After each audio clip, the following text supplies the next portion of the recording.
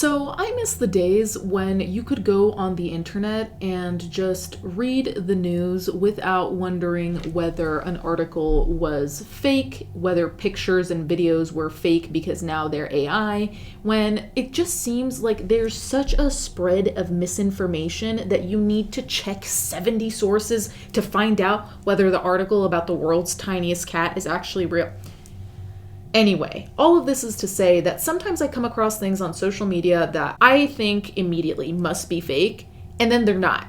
And here I am to report on that. So let's talk about the young woman who pretended to be pregnant until 9 months in. Do you see why I feel like I need to check whether that's real? Because it sounds fake. Let's get into all of this. I'm telling you right now, it's a shit show. Just absolutely a shit show. So just so you know, there are basically no reliable, reputable sources reporting on this. The ones who are reliable report like 2 lines. Like, let's say the most reliable out of the handful we have. So I'm going to be using Daily Star, which honestly is depressing, but no actual reporting is happening on this in terms of written journalistic things, so it is what it is. Kira Cousins, 22, was accused of duping those closest to her into believing her plastic reborn doll was her tiny daughter named Bonnie Lee Joyce after a months of faking a pregnancy.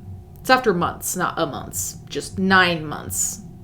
Plus, the mom embroiled in the fake baby scandal has taken to social media to address the hoax that left the internet reeling. Kira Cousins, 22, stands accused of deceiving her nearest and dearest into believing her plastic reborn doll was her newborn daughter, Bonnie Lee Joyce. Now, I think that based on what I just told you, you understand why I had to check whether this was a real news story, because the concept of someone having a baby and nobody realizing before even the person has the baby that the pregnancy is being faked, especially if you have a partner, how would they not know that you're wearing a fake bump, for example, unless you're not being intimate at all? But even if you're not being intimate, they never see you come out of the shower. I have so many questions, like so many questions. And honestly, I'm kind of afraid to have those answers, but I still have the questions. This followed months of sporting a prosthetic bump before pretending to give birth alone. Breaking her silence on the fiasco on Tuesday morning, the Scots woman wrote, "I'm so sorry." In an Instagram post, she confessed, "I wasn't pregnant, there was no baby, I made it up," and kept it going way too far. "I faked scans, messages, a whole birth story, and acted like a doll was a real baby," reports the Daily Record. "I know how bad it is, I fucked up, I just didn't know how to stop once I started. I don't have a proper excuse, I wasn't in a good headspace, but that doesn't make what I did okay. I know this is gonna stick with me for a long time, and that I've probably lost friends I'll never get back. I'm trying to figure myself out and get help because this version of me isn't someone I want to be. I know I've ruined a lot of trust, and that sorry won't fix everything, but it's all I can say right now." From what I've seen, she's either deleted her social media or deactivated, because I can't find any of the accounts, unless I'm blocked, which I can't believe I would be. So I've found TikTokers who have included some of the pictures she posted, the videos she posted with the bump. It's very alarming, but I do think it's necessary for me to show you to kind of show how far she brought this. And I think this already exemplifies it. I mean, you have the info, but to see someone act that way is so jarring, concerning. There's so many adjectives, I don't even know. But let's watch a couple TikToks where you can see footage and what she was posting on her social media. For months, she posted bump updates, scan photos, and even a video showing the baby moving in her belly. Friends threw her a gender reveal party, complete with decorations, cake, and the big moment. Pink smoke filling the air. It was a girl. Everyone celebrated. She shared nursery pictures, baby names, and emotional posts about hospital appointments. People cried with her when she described complications and even heart problems with the unborn child. But when her due date came, something didn't add up. The excited father-to-be got a message saying the baby had died. Then, online detectives began comparing posts and realized the newborn photos were actually of a reborn doll, a lifelike silicone baby you can buy online. What followed was chaos, screenshots, angry comments, and a community trying to understand how a fake pregnancy fooled So many, for so long. The story spread fast, leaving people to wonder how far someone would go to live a lie, and how no one saw it coming. So that TikTok gives you a chilling idea of what was going on there. And I think that, and we'll talk about this a little bit more later, but there's a part of this which is delusional and crazy. There's also a part of it that's also delusional, crazy, but in a very chilling way, because I've always been very creeped out by people who invent lives and then end these invented lives. You feel really comfortable making up a baby's existence, and you feel really comfortable killing off the baby. And it's not just about the lie, it's about the comfort in that kind of weird playing God kind of concept. It just, I don't know. I don't know what mental illness that is, but it's very concerning to me. Kira, hailing from Airdrie, proceeded to extend her apologies to all those she deceived. She added, "I'm so sorry. You were there for me through it all. You cried happy tears, picked me up, brought me places, believed everything I said. You didn't deserve to be lied to like that. None of you did. Everyone who came to the gender reveal, all the people who gave me gifts or support, I fucked up and I hurt a lot of people. And to everyone I made look bad along the way, the dad and his family especially, I'm sorry. I made you out to be horrible people, when really I was the one in the wrong completely." Kira then defended those who had been deceived into believing the doll was genuine. She continued, "In everyone else's defense, the doll could move. You could change the facial features, arms, and legs. You could feed the doll, making it pee or poo, so when no one is close to the doll, it does look real. No one was looking at my baby expecting it to be a doll." Listen, now, we go on to the very touchy subject of reborn dolls, and I have nothing against reborn dolls. I know a lot of people get reborn dolls to process the trauma of a miscarriage, a baby's death, so on and so forth, so this is not about that.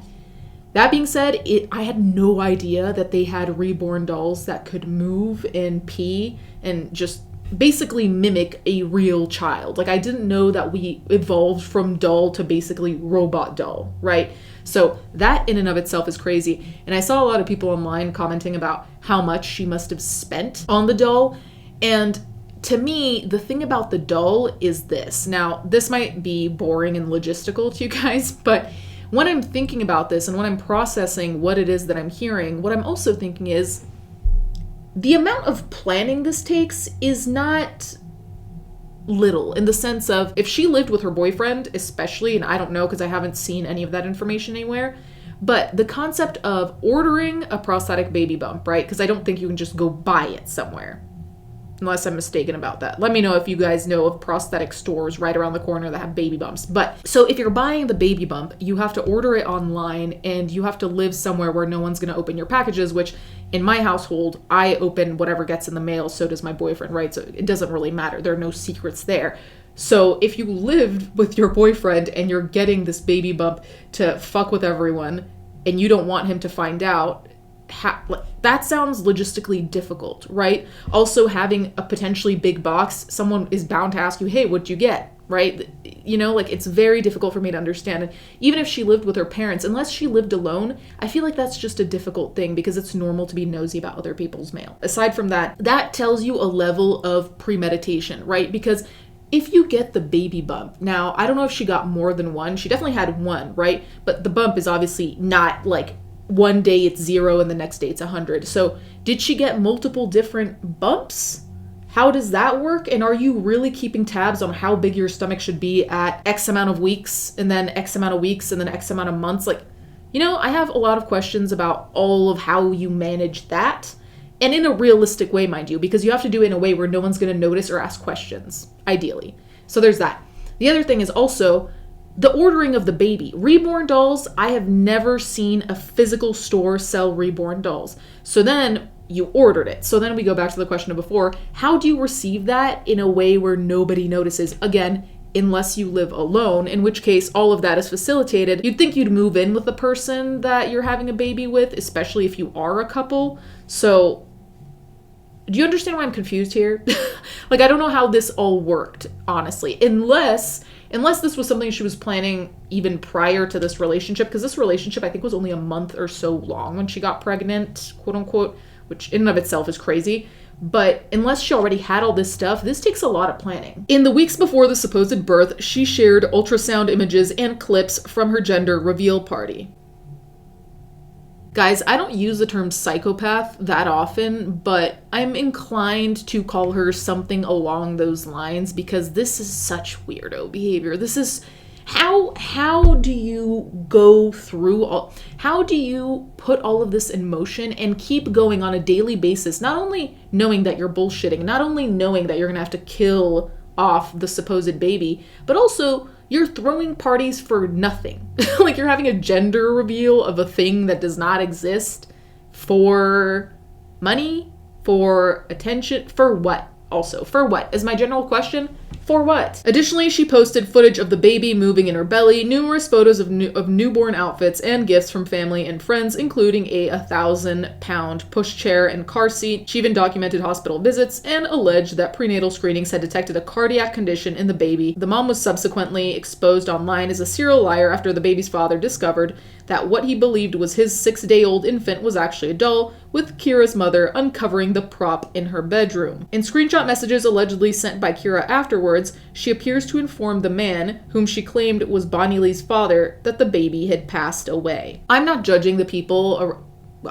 how does nobody notice anything is wrong? So I don't know about how it is in her life, I guess. But when babies are born, usually what happens, unless you have a bad rapport with your family, usually family come to the hospital and they greet the newborn baby, right? They want to be there at that moment. It's an important and big moment, right? So the concept of her, quote unquote, giving birth alone to me was so unrealistic, especially because it didn't seem like there was bad blood on all ends. Apparently she was shit-talking the father's family, but her family seemed to be supportive, and so did the father's family, because apparently they did buy her a lot of things for the baby. So you'd think that they'd want to see the baby, meet the baby, whatever. So just the fact that she did all of it, quote unquote, by herself, most people would not buy that, and they'd wonder, why would she do that if we're all good, right? So let's start there. But aside from that, also, the concept of texting,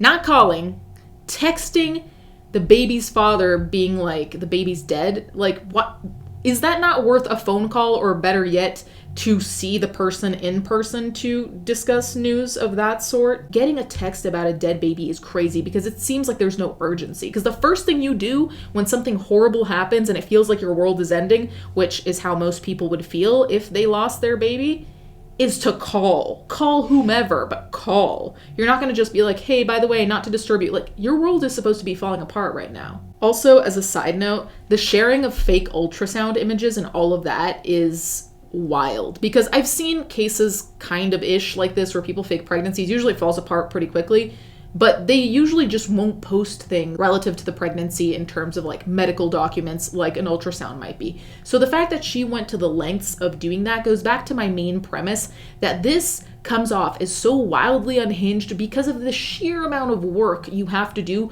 to prop up this fake baby, this fake pregnancy, especially considering how many doctor's appointments, especially considering the symptoms, like the swelling, even just how you move, like all these things. Did she study that? Like, did she study how to move a bit like a pregnant woman? Because if you're not pregnant and you can move really comfortably, you actively have to always remember, oh yeah, I'm pregnant, so then I wouldn't necessarily move this way, you know, like the way I go up the stairs, the way I get into a high car, like all these things are affected. Kira Cousins declined to comment when initially approached by The Record on Monday, but posted online confirmation of her actions shortly after our conversation. We previously reported that friend Neve McRobert observed that those closest to Kira first grew suspicious after nobody heard the baby cry in a video statement recorded on October 16th. She also revealed how Kira prevented anyone from touching her, claiming Bonnie Lee had recently attended Wishaw General Hospital for examinations due to poor health.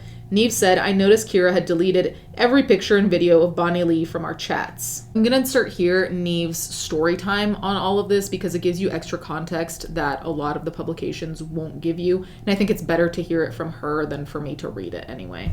Right, story time about Bonnie Lee and Kira Cousins. So, 8-9 months ago, she texted me telling me that she was pregnant, and I was so happy for her.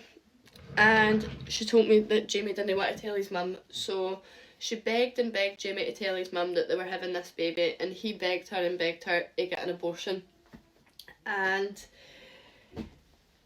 Anyway, a few days later, she ended up texting Jamie's mum on her own, saying that they were having a baby and she was pregnant. And his mum wasn't happy because they'd only been getting to know each other for a month, but they were in the Orange Walk together. And anyway, so she announces it on Facebook and everybody is so happy for her. Everybody believes Kira. And then 3-4 months go by and she has a gender reveal and everybody is at the gender reveal, both sides of the family at the gender reveal. And then she makes it a wee girl because Jamie's mum only has 3 grandsons and her mum doesn't have any granddaughters or any grandsons. Her own mum believed that she was going to be a grand for the first time. She was so happy. And then 2 weeks after the gender reveal, she posts that the baby has a hole in its heart. And I genuinely believe she said that the baby has a hole in its heart, so in like a couple of weeks' time after the baby was born, she could have then said the baby had died if her cousin or mum didn't walk in and see that it was a doll. So, anyway, the 10th of October comes and I have 2 missed calls for her at 1:30 and I feel shit because I didn't answer it. The next morning, or that same morning, I wake up at 7:30 and I've got a text message for Kira saying, "Hi, it's Bonnie Lee. I was born at 2:46 a.m. I weigh 5 pound 4 ounce, the exact same weight as my daddy when he was born."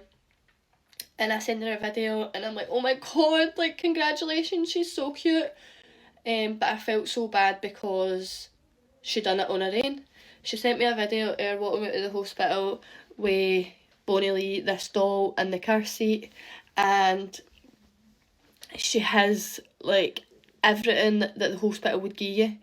But my mum seen on Facebook yesterday that it's like a baby box thing, and it's all the exact same bottles and dummies that Kira had for Bonnie Lee. So anyway, on the 10th of October, she decides to take the baby to her stepfather's dead grave. So she takes a picture of it and she posts it on Facebook, and then the next day she posts on Facebook thanking her gran and great gran for buying Bonnie Lee her first chair. And she even wrote on it, like, "I'm even opening my eyes to be nosy in it." But all through the pregnancy she was saying that Jamie and his family are the worst people ever, they didn't help her through it, and painting them out to be really evil people. And she ends up, on the second day, she takes the baby up to Jamie's house and the mum says, "It's a doll, it's no moving, it's freezing cold." So Kira grabs the doll in the car seat, makes Jamie take her to Wisher General, says to Jamie, "You're not allowed in because you're not allowed in any of the appointments." And Jamie believed it because for the first appointment that he took her to, she had told him that you're not allowed in. So she comes out and she says to Jamie that the baby is fine, we've just to keep it wrapped up, and the baby has mucus. And she only says the baby has mucus because Jamie wanted a DNA test, and you can't take a DNA test if the baby's got mucus. So she's very smart. She didn't miss anything out.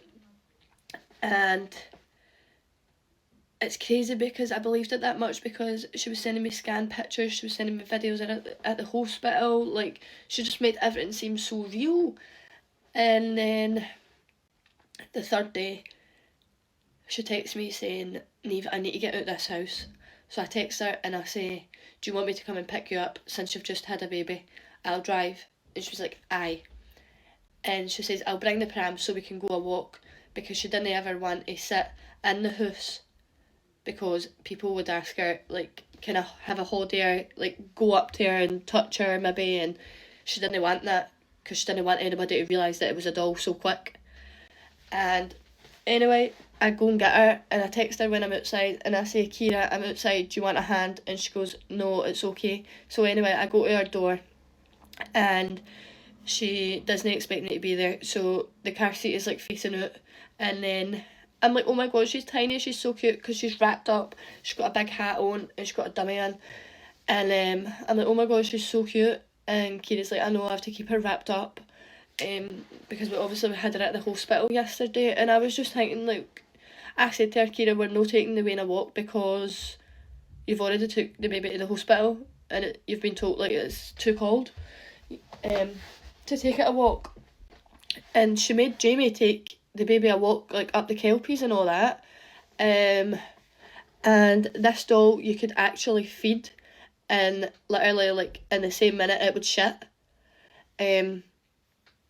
That's what Jamie said. She never fed the baby when she was at mine. So anyway, she asked me, can you take me to Morrison's? And I say, aye, of course I can. That's where she works. So she wanted to show everybody in her work this doll. So we get there, and she says, Neve, can you push the pram till I get a couple of things? She was getting Red Bull and stuff. And then she takes the pram and she takes it up to the office bit, and everybody's coming out and looking in the pram, saying, oh my god, she's so cute, she's tiny, congratulations, putting money in. And then we get the doll back in mine, and I'm driving 20 mile an hour on the motorway, so I don't hit any bumps, I don't make, like, the baby scared or put it into shock or anything. Like, I was just being so careful with it because I had a doll in the car, well, which I thought was an actual real baby. And we come to my mum's, and my mum opens the door, and she's like, oh my god, it's so nice to see you, because Kira had been telling her all through her pregnancy that she couldn't wait to see her. And she sits down, and we lift, like, my mum goes to lift her cover up, and Kira slaps my mum's phone away, and my mum just sits back down, and we're just talking to Kira and that, and Kira stands up and, like, shows us these big nappy things that she's wearing. She's like, because of all the blood and all that. And so we're believing her, and we're just, like, talking to Kira and asking her about everything, and she always had an answer for absolutely everything. She was still making Jamie and his family out to be these horrible people, and Jamie has phoned her asking for a DNA test, and she's like, no, I know that, like, no, the veins got mucus, we can't do it. And her cousin had phoned her and said, Kira, I'm not being funny, but why have you took the Wayne up to your pal's house if not even all your family's seen her? And she was like, I'll bring her up tomorrow. And her cousin was like, no, we've got a concert. So Kira was, like, getting ready to go, and my mum says, oh, you're not leaving without giving us a wee cuddle? And she's like, no, nobody's touching the Wayne, nobody's getting to hold the Wayne. I've already took her to the hospital yesterday, she's no well. And mum's like, alright. And I was like, right, Kira, come on, I'll just take you home, because it was a bit weird, like, just was. And when I'm taking her home, she phoned Jamie and was like, Jamie, you need to be at mine for this time to feed the Wayne. So that was fine. And then the next day comes, and I go on Snapchat to realise that all the pictures of Bonnie Lee and videos of Bonnie Lee have been deleted for our chats. So I text her, I'm like, Kira, what the fuck? Why have you deleted all the pictures of Bonnie Lee? She opens it and ignores it. And then I add Jamie on Snapchat, and he sends laughing faces, and I'm like, what the fuck? But my niece, who works in Airdrie, had sent me a message saying, Neve, is this a doll? And my mum had said, Neve, it might be a doll, because she wouldn't let any of us touch it. And then it all came out. I don't know if it was her mum or cousin that walked in on her, and basically the doll was just left and she was on her phone, and everybody found out that it was a doll. And I just don't know how to feel right now. Like, I feel so fucking dumb, because I was in Morrison's where I had the doll in my car, I had the doll in my house, like, she was sitting in my house making bottles up and all that. Like, it's crazy. I just can't believe how much one person can affect somebody, and she has affected me like nobody else has ever affected me this bad. Like, I feel like if somebody has to tell me I'm pregnant, I'm going to just punch it and be like, no, you're not, it's a doll. And for anybody that's going to ask, how did you not know it was a doll? I could tell. Like, no, like, shut the fuck up, because you weren't there, you weren't involved, like, you don't know how she was acting, like, we just thought she was being an overprotective mum. And for the people that are going to say, like, I think she needs help. No, she doesn't. She needs jail. She needs, like, something bad to happen to her. Like, the way she has made Jamie and his family feel, the way she has made her own family feel. I've got text messages for her auntie that lives in Wales saying, I sent £500 up because I couldn't make the gender reveal. Like, how do you think she feels? Believing that she was going to be a great auntie. She doesn't need any sort of help. She needs jail. Like, I kind of want Jamie to take her to court to get her done for emotional damage that she's caused him. She doesn't need any sort of help. I wonder where she is right now, and I wonder where that doll is. I just can't believe it. And I already feel like such a fool, like, for no realising, but a real life doll, like, she must have paid, like, close to £1,000 for it. So, like, no, you couldn't really tell. You couldn't tell at all. And she wouldn't let you, like, so it would be like, you need to look at the car seat for, like, there. The closest I got to her was when she opened the door, and I just looked in, and I was like, oh my gosh, she's so cute. And I wish I had realised. I really wish I had, but if I had realised when she was in my house, then I don't know what would have happened. I would have probably went crazy.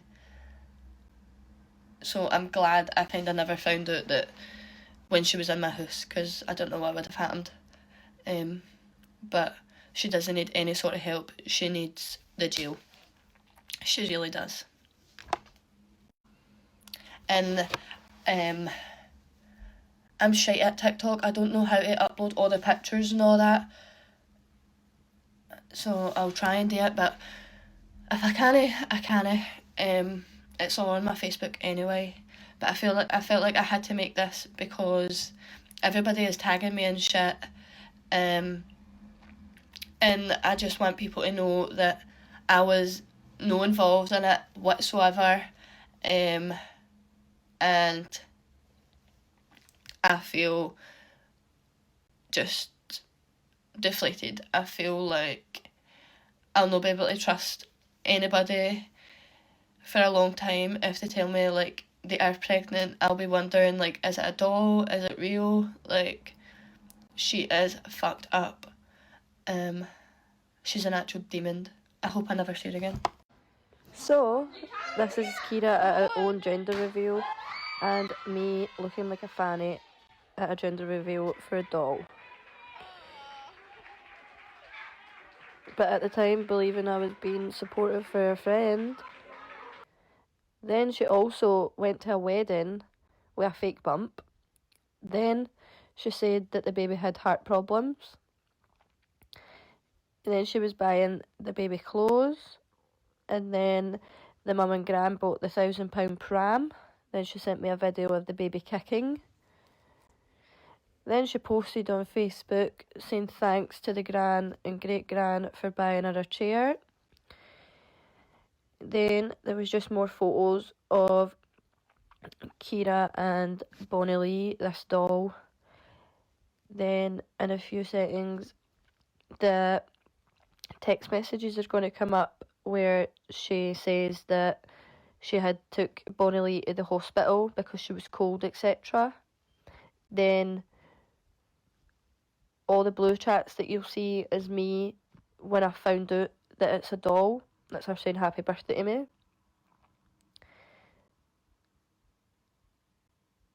And then this is what her aunties just sent me here. She thinks her mum was in it.